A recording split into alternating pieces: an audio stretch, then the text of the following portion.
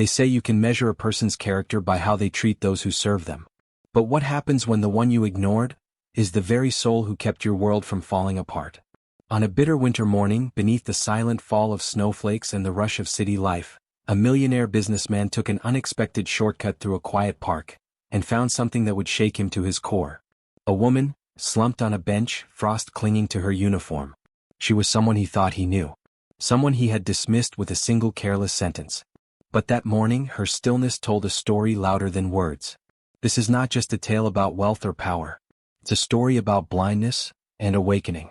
About how one small act of arrogance nearly cost a life, and how redemption sometimes begins not with a grand gesture, but with finally learning to see. Because sometimes the most powerful transformation doesn't happen in boardrooms, but in the quiet moment when a man kneels in the snow and realizes what his silence has destroyed. The snow was falling in hushed whispers, blanketing the city in a cold stillness that muffled even the sound of traffic. In neighborhoods where golden lights twinkled behind double-glazed windows and fireplaces crackled behind stone walls, comfort was expected. But just beyond those warm illusions, a woman in a navy blue uniform stepped out of a mansion, not with purpose but with defeat. Her name was Grace. For 3 years she had served quietly in the grand home of Charles Whitaker, a man who dined with governors, negotiated billion-dollar deals, and believed efficiency was the highest form of respect. Grace never asked for much.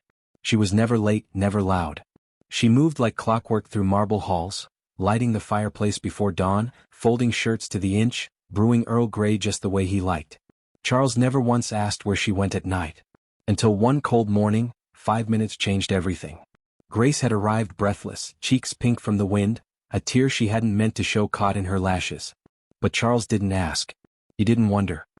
He only glanced at his watch, then at the gathered staff, and with a voice like polished stone declared, "Let this be a lesson. Unreliable people don't belong here." He fired her, right there in front of everyone. No questions. No warnings. No goodbye. Grace didn't plead. Her dignity was the one thing she still owned, and she held it like armor. She bowed her head and walked out, into snow, into silence, into nowhere. What Charles didn't know, what none of them knew, was that Grace hadn't had a home for months. Ever since her mother's collapse back in Louisiana, every dollar she earned went to hospital bills and to her younger brother's care. With rent rising and her hours cut, she had nowhere to sleep but the back of the laundry room. Every night, she curled up behind the dryer, invisible even in the place she served. Until now. Now even that was gone. With no coat thick enough for the storm and shoes that let in the cold like needles, Grace wandered the city alone, hoping that somewhere someone might care. But no one saw her. And as the snow thickened and her strength faded, Grace sat down on a park bench and quietly disappeared from the world. Night fell like a velvet curtain, quiet, absolute. The city, wrapped in frost, carried on without noticing the woman curled on a bench in a forgotten corner of the park. Grace had meant only to rest her eyes. Just for a moment. Her fingers burned first, then went numb. Her lips parted slightly, releasing shallow clouds of breath that soon vanished into the frozen air. She folded her arms tightly, like a child trying to remember the feeling of warmth. Her uniform, still dusted with lint from the mansion, grew stiff with snow. But the world didn't stop for Grace. No one paused their hurried footsteps. No stranger asked her name. And with her phone dead and shelters overcrowded, there was nothing left between her and the night but her own breath. Even that began to falter. Across the city, in a high-rise boardroom, Charles Whitaker should have been seated at the head of a gleaming glass table, commanding numbers, dictating futures. But fate, indifferent to his titles, had made his driver late that morning. Irritated but unwilling to wait, Charles decided to walk. He took a shortcut through the park, muttering to himself, shoes crunching on frost-bitten leaves. His mind was on market trends, not miracles. But then he stopped. There, on a bench partially hidden by a low hedge, was a figure. A woman. Slumped. So. He might have kept walking, another homeless casualty of the city's indifference, had it not been for the flash of navy blue against the white. Something in him tugged. He stepped closer. And then time bent. "Grace?" he breathed. No response. He crouched beside her. Reached out. Her skin was cold, unnaturally so. Her lips tinged blue. Her body limp, like a marionette cut from its strings. His pulse spiked in his ears. He shook her gently, urgency rising. "Grace. Wake up. Grace." Nothing. For a man who once thought the worst thing that could happen was a bad quarter, This moment redefined fear. And for the first time in his well-calculated life, Charles Whittaker realized he had been standing in the warmth of privilege, blind to the person freezing just outside his door. He fumbled for his phone, hands trembling, and dialed emergency services. As he waited, he stared at the woman he'd never truly noticed. And in the icy silence of that park, surrounded by everything he'd once thought mattered, he whispered, this time with trembling sincerity, "Please, don't die." The fluorescent lights of the emergency room buzzed faintly overhead, casting a sterile glow that couldn't mask the tension inside. Charles sat perfectly still in the plastic chair beside the hospital bed, hands clasped, suit still damp from melting snow. Grace lay motionless. Her cheeks had lost all color. 4 tubes snaked from her arm. An oxygen mask rose and fell with every fragile breath. Machines beeped steadily, reminding him she was still here. Barely. The nurse had said, severe hypothermia. If she'd been found an hour later, she murmured, we'd be talking about recovery of remains, not recovery of a patient. The words clanged in his mind like a bell he couldn't unring. Charles had always been a man of precision. He built empires out of logic and timing. He never forgot a meeting. Never missed a decimal.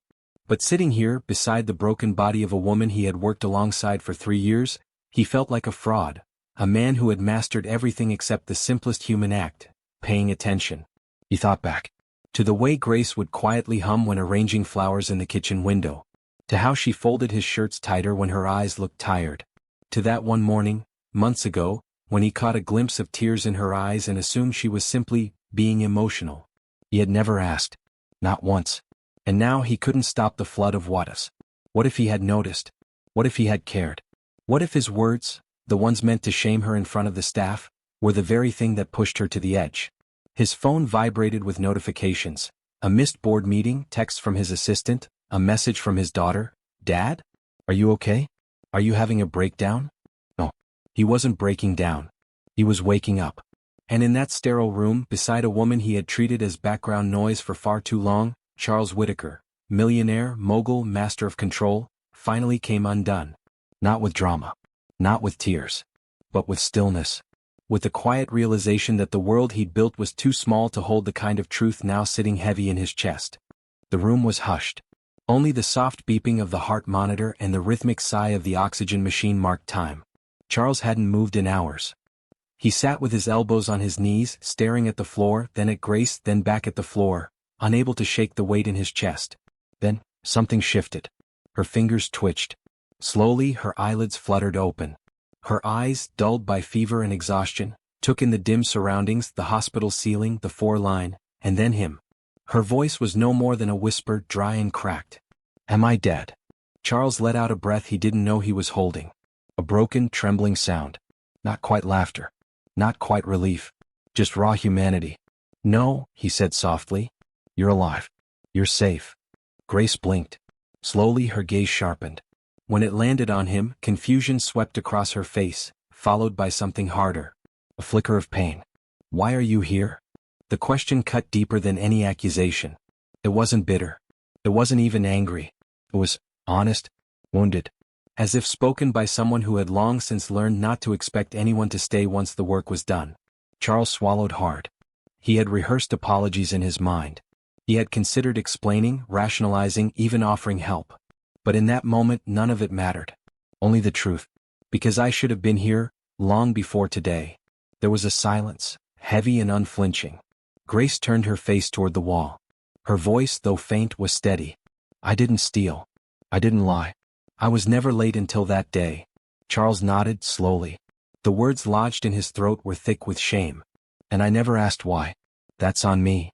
Another pause. She didn't speak. She didn't forgive. And he didn't expect her to. He didn't reach for her hand. Didn't beg. Didn't run. He just stayed. Because sometimes the beginning of redemption is not in being forgiven, but in choosing, finally, to stay and carry the weight of what you failed to see. The following morning, snow still blanketed the sidewalks, muffling footsteps and softening the city's usual roar.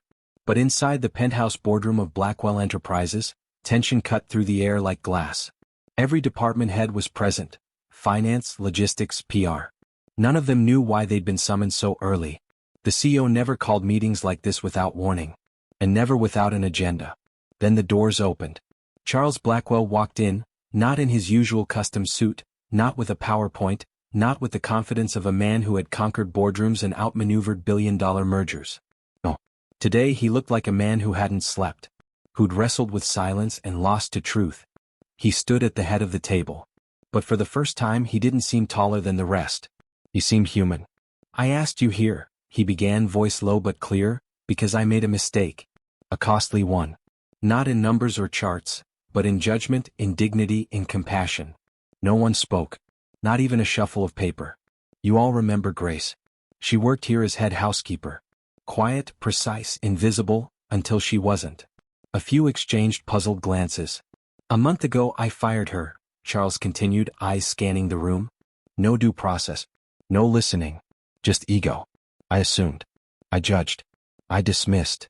He paused, then did something no one expected. He pulled out his personal checkbook, wrote a number that made the CFO's eyebrows rise, and tore it out. "This," he said, holding the check in the air, "is to cover back pay, a new apartment, and whatever legal and mental health services Grace chooses, for as long as she needs them." A murmur swept the table. But Charles raised a hand, not for silence but for attention. "More than the money. I want you all to understand, it was me who failed her. Not the system. Not the policies. Me." He took a breath. "From now on we don't just promote people first culture on posters. We live it. From the boardroom to the break room." There it was. Not damage control. Not spin. Not charity.